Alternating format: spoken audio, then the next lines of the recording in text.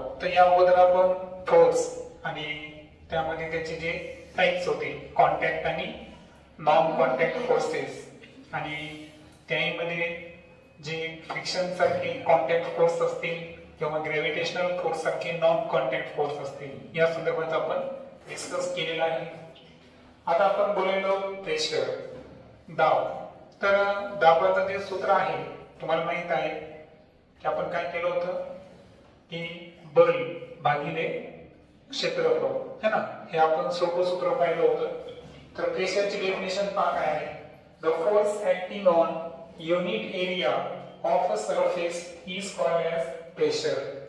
म्हणजे कोणत्याही सरफेसचा एक युनिट एरिया म्हणजे एक विशिष्ट एरिया घेतला आपण आणि त्या विशिष्ट एरियावर जे फोर्स अप्लाय करतं त्या फोर्सला काय म्हणायचं, प्रेशर। जसं की सिंपली हा माझा हात आहे, या हाताचा आपण काय घेणार, हा सरफेस आहे, हा एरिया आहे आणि यावर जर मी एखादी वस्तू ठेवत आहे, सपोज ही जी पाण्याची बॉटल आहे, ही पाण्याची बॉटल मी इथं प्रेस केली, बरोबर आहे का, किंवा इथं प्लेस केली, फक्त ठेवली, तर ठेवल्याबरोबर काय झालं, माझ्या हातावर एक प्रेशर क्रिएट झालं, कारण हाताचा जो सरफेस आहे या एरियाला आणि ही जी बॉटल आहे, आता बॉटलचं फोर्स कोणता असेल बरं, त्याचं वेट, स्वतःचं काय आहे वेट, कारण मासला जेव्हा आपण ग्रॅव्हिटीने मल्टिप्लाय करतो तर त्याला म्हणतो आपण फोर्स आणि विशिष्ट एरियावर जेव्हा आपण फोर्स अप्लाय करू that is known as the pressure. म्हणजे प्रेशर म्हणजे सरळ सरळ आपल्याला काय करायचं आहे, फोर्सला कशाने भागायचं आहे, एरियानं। जितक्या एरियावर आपण बल लावलं है ना, तर डेफिनेटली फोर्सला जर एरियानं आपण डिवाइड केलं तर ते काय निघतं या ठिकाणी प्रेशर। प्रेशरचं सिंपल फॉर्म्युला आहे फोर्स अपॉन युनिट एरिया। आता मला सांगा, फोर्स जे आहे ते कोणत्या एककात मोजतो आपण, न्यूटन, आणि एरिया जो आहे तो आहे मीटर स्क्वेअर है ना, जसं की 14 सेंटीमीटर तुम्ही म्हणता। तर फोर्स अपॉन एरिया म्हणजे न्यूटन पर मीटर स्क्वेअर, म्हणून प्रेशरचं जे एकक होईल ते एकक होईल न्यूटन पर मीटर स्क्वेअर। पण त्याला आणखीन एक नाव आहे, ते आहे पास्कल। कोणतं आहे, पास्कल। पण प्रेशरची दोन एकक तुम्ही लक्षात ठेवायची, एक आहे न्यूटन पर मीटर स्क्वेअर किंवा दुसरे लक्षात ठेवायचं पास्कल। त्यानंतर एक रूल्स पाहत आहे, smaller the area larger the pressure on surface for the same force. आता फोर्स सारखा असताना एरिया जितका आपण स्मॉल घेऊ प्रेशर तितका कसा असणार, लार्जर। जसं की पहा, याच बॉटल संदर्भात पाहू आपण। आता पहिल्या एक्सपेरिमेंट मध्ये मी काय केलं होतं, पूर्ण हात वापरला होता आणि त्यानंतर मी माझी फक्त किती बोट वापरतोय, 3। किती बोट वापरतोय, 3। आता काय झालं बरं, एरिया काय झाला या ठिकाणी, कमी झाला। एरिया कमी झाला म्हणजे दाब काय झाला या ठिकाणी, वाढला, इन्क्रीज झाला। काय झाला, इन्क्रीज झाला। सो लक्षात ठेवायचं की जितका एरिया कमी होईल तितका प्रेशर वाढेल आणि जितका एरिया वाढेल तितका प्रेशर काय होईल, कमी।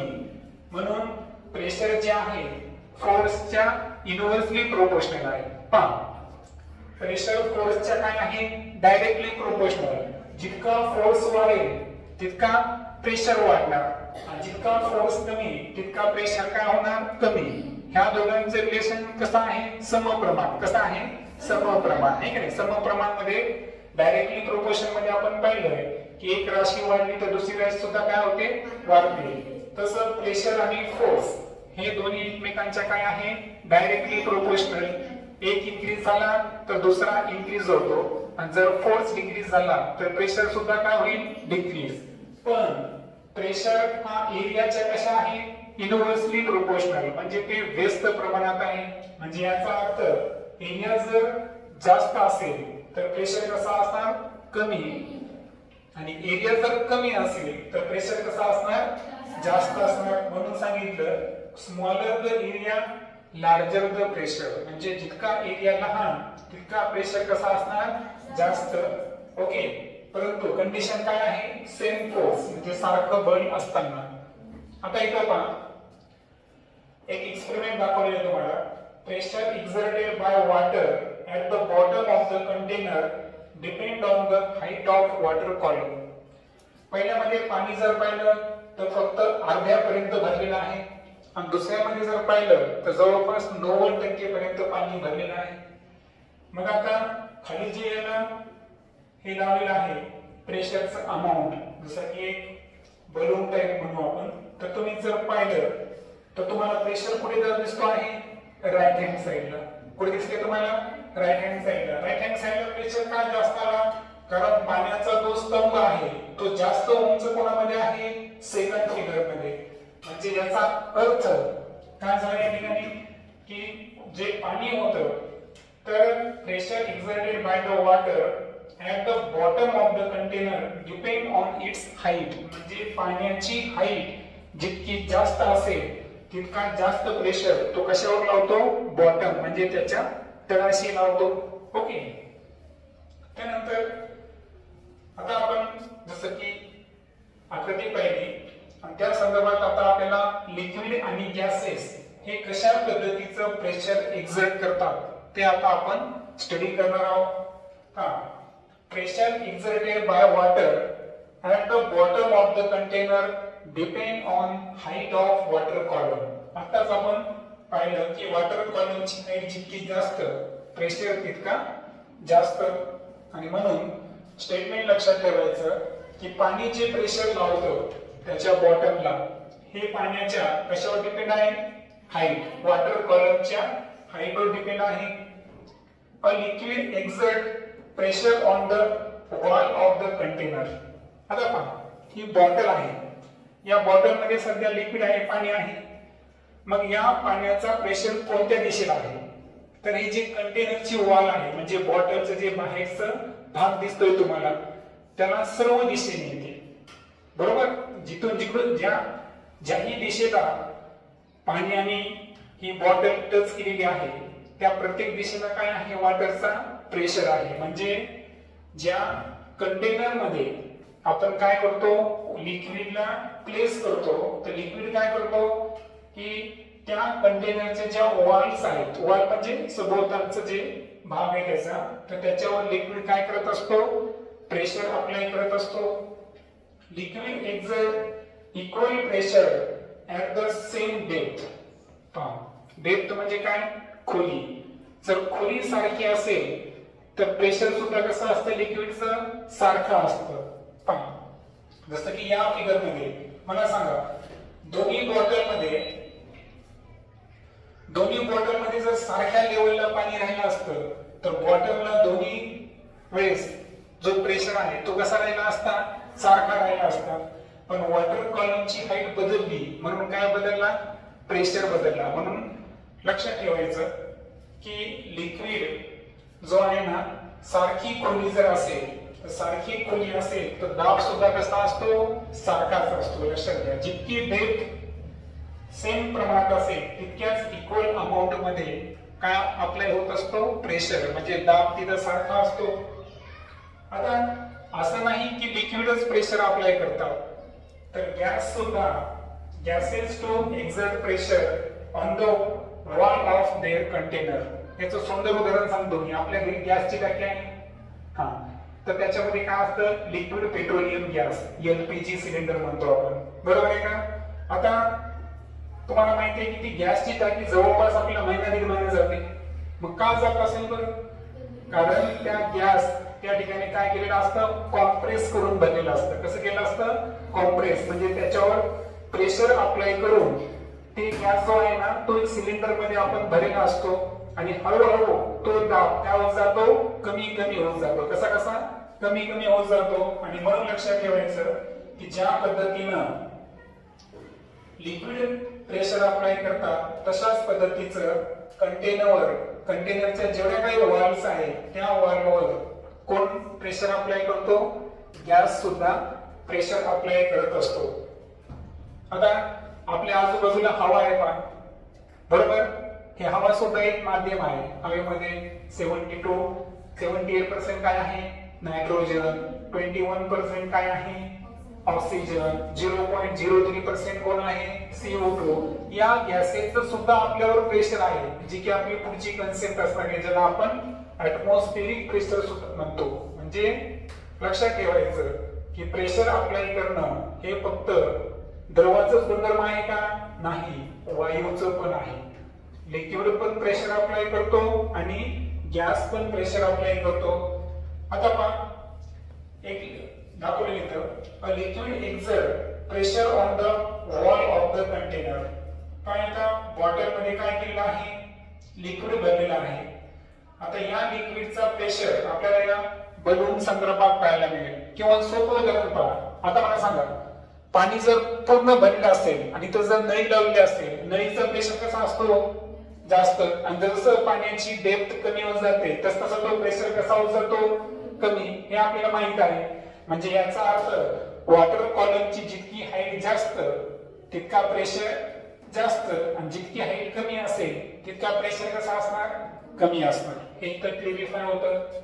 सेकंड एक्सपेरिमेंट पहा, liquid exert equal pressure at the same depth. आता आपण ही बॉटलची हाईट आहे आणि एक विशिष्ट खोलीवर दोन बाजूला दोन छिद्र लावले. दोन छिद्र जे आहे टाचणीनं केले समजा. मग मला सांगा, दोन्ही मधून जे पाण्याचं प्रमाण असेल ते कसं असेल? सारखं असेल. मग हे सारखं का आलं? कारण पहा, विशिष्ट उंचीला तुम्ही कोणतेही पॉइंट घ्या, तिथं प्रेशर कसा असणार? सारखा असणार. जसं की पहा, ही बॉटल आहे. या बॉटलला तुम्ही या दोन पॉइंटला, वरच्या दोन पॉइंटला दोन छिद्र केले आणि याच्यातून जेव्हा पाणी बाहेर पडेल ते कसं असणार? सेम लेवलला. बॉटमला दोन छिद्र केले, त्याच्यातून पाणी जेव्हा एक्झर्ट होईल तेव्हा प्रेशर कसा असेल? सारखा असेल. पण मला सांगा, वरती छिद्र केलं आणि खालती छिद्र केलं तर दोन्ही ठिकाणी प्रेशर सारखा असेल का?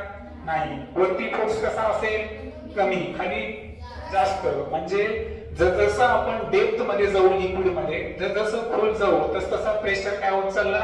वाढत चालला. म्हणजे एका विशिष्ट हाईटला सारखा असतो, पण पूर्ण उंचीमध्ये तो सारखा आहे का? नाही. उंची बदलली की प्रेशर बदलला. असं त्याचं कॉन्क्लुजन आहे. त्यानंतर आता मी बोललो होतो की आपल्या आजूबाजूला हवेचं वातावरण आहे, ज्याला आपण काय म्हणतो? ऍटमॉस्फिअर. आणि याचा सुद्धा आपल्यावर प्रेशर. आताच पाहिलं आपण की लिक्विड पण प्रेशर अप्लाय करतो आणि गॅस पण प्रेशर अप्लाय करतो. आणि एअर जे आहे हे डेन्स पार्टिकल किंवा अनेक गॅसेसचं मिश्रण आहे, अनेक वायूंचं काय आहे? मिश्रण आहे. पण याचं पण प्रेशर असायलाच पाहिजे. There is air all around us. म्हणजे आपल्या सभोवताली काय आहे? हवा. साऊंड मध्ये आपण बोललो होतो की आपण एकमेकांना पृथ्वीवर बोलू शकतो, कारण साऊंडच्या निर्मितीसाठी कशाची आवश्यकता आहे? वस्तूचं कंपन आणि माध्यम, मीडियम आणि व्हायब्रेशन लागतं. तर हवेचे माध्यम आहे. तुम्हाला मी प्रश्न दिला होता की चंद्रावर का ऐकू येत नाही? कारण चंद्रावर हवा आहे का? नाही. आणि जे आपण साऊंड आहे, ध्वनी आहे, ध्वनीच्या प्रसारणासाठी माध्यम आहे का तिथं? हवेसारखं नाही. आपल्या आजूबाजूला जी हवा आहे ना, this envelope of air is known as the atmosphere. म्हणजे आपल्या आजूबाजूला जे हवेचं आवरण आहे, इनवेलॉप आहे, त्याला म्हणायचं atmosphere. The atmospheric air extend up to many kilometre above the surface of the earth. आता ही जी हवेचं आवरण आहे हे कितीतरी किलोमीटर पर्यंत आहे. पहा, बरोबर. तुम्हाला माहित आहे जमिनीच्या सर्वात खालचा स्तर कोणता आहे? स्थितांबर. बरोबर आहे का? त्यानंतर तपांबर, दलांबर, आयनांबर असे वेगवेगळे आवरण आहेत. आता हे हवेचे आवरण आहे, परंतु ही जी हवा आहे ऍटमॉस्फेरिक एअर ही कितीतरी किलोमीटर पर्यंत आहे. फक्त हवा जसजशी आपण वर जातो ना तसतशी ती विरळ होत जाते. भूपृष्ठावर जर पाहिलं ना तर हवा कशी आहे? तुम्ही दाट स्वरूपात आहे, म्हणजे त्याला आपण डेन्स फॉर्म मध्ये म्हणू. आणि जसं आपण वर जातो तसतशी ती कशी होत जाते? विरळ, म्हणजे ती रेअर होत जाते. बरोबर आहे का? तर लक्षात ठेवा की कितीतरी किलोमीटर पर्यंत अर्थ पासून जर आपण पृथ्वीच्या पृष्ठभागापासून उंच गेलो तरी आपल्याला हवेचं आवरण दिसून येईल. The pressure exerted by this air is known as the atmospheric pressure. आणि हवेकडून आपल्यावर जे प्रेशर लावण्यात चाललं त्यालाच म्हणायचं ॲटमॉस्फेरिक प्रेशर. आता एक फिगर दाखवली पहा तुम्हाला किंवा एक डेफिनेशन म्हणू आपण ॲटमॉस्फेरिक प्रेशरची. Atmospheric pressure is the force of gravity on air in a column of unit area. आता तुम्ही आताच पाहिलं की प्रेशर निर्माण होण्यासाठी काय पाहिजे बोल, फोर्सची आवश्यकता आहे. मग आता ॲटमॉस्फेरिक एअरनं आपल्यावर प्रेशर लावण्यासाठी त्या एअरवर कोणीतरी फोर्स अप्लाय केलं पाहिजे आणि त्या एअरवर जो फोर्स अप्लाय होतो ते पृथ्वीचं कोणतं बल आहे, गुरुत्वीय बल, ज्याला आपण काय म्हणतो force of gravity.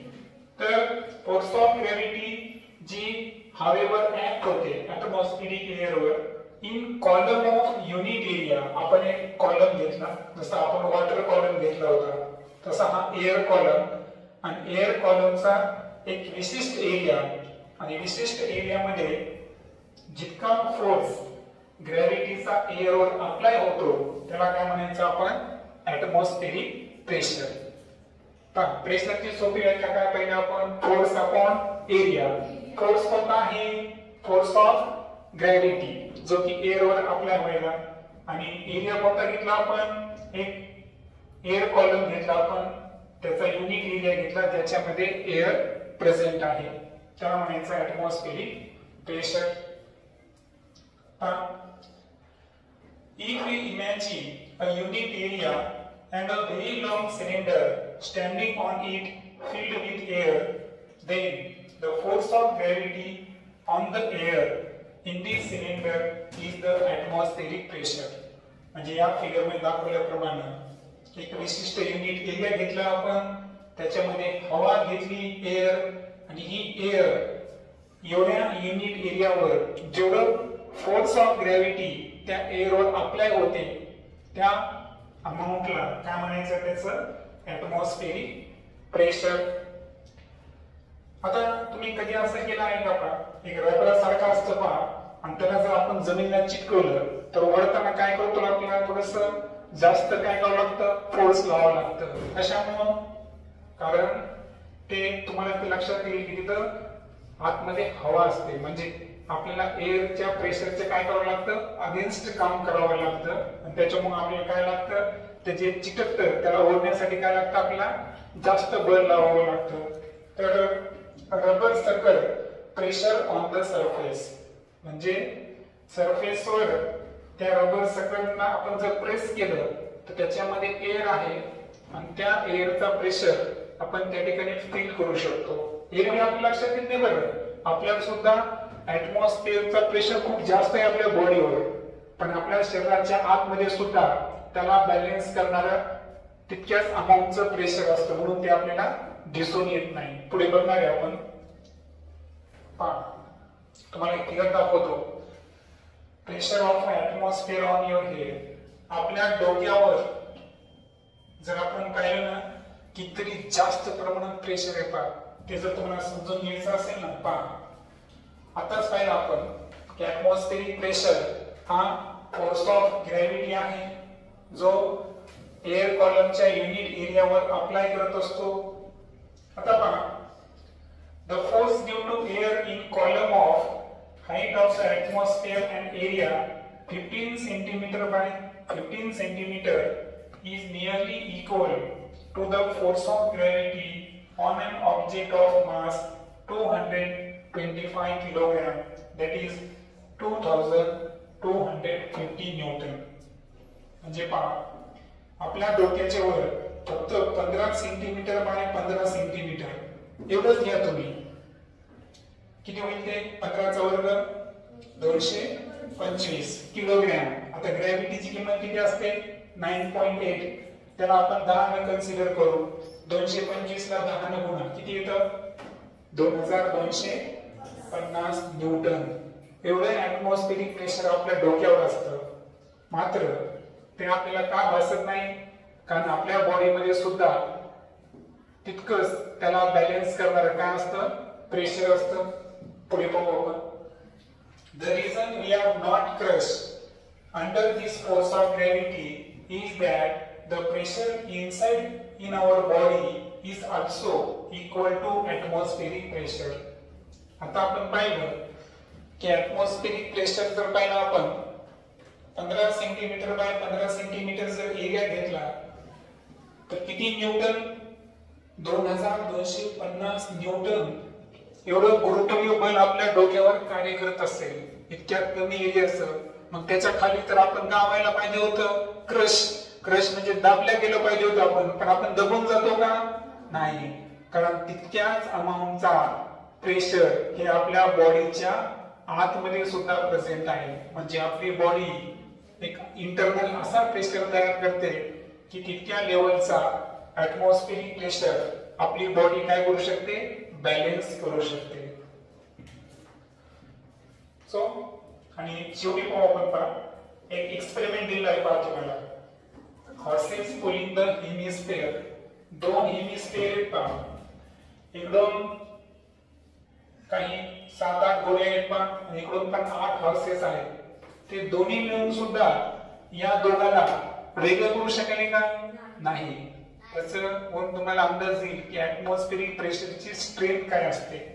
So horses pulling the hemisphere experiment done by Otto von Guericke, a German scientist of the 17th century. म्हणजे 17व्या शतकामध्ये या प्रयोगाच्या सहाय्याने एक वैज्ञानिक आहे ज्यांचं नाव आहे ओटो व्हॉन ग्युरिक. त्यांनी सिद्ध केलं की ऍटमॉस्फेअरचं प्रेशर किती असू शकतं. म्हणजे हवा नसलेले दोन हेमिस्फिअर त्यांनी एकत्र केले. आता त्यांना विभक्त करायचं म्हणजे ऍटमॉस्फेरिक प्रेशरच्या अगेन्स्ट कार्य करायचं असेल तर किती जास्त शक्ती लागते हे या एक्सपेरिमेंटून तुमच्या लक्षात येईल. So that is all information about pressure.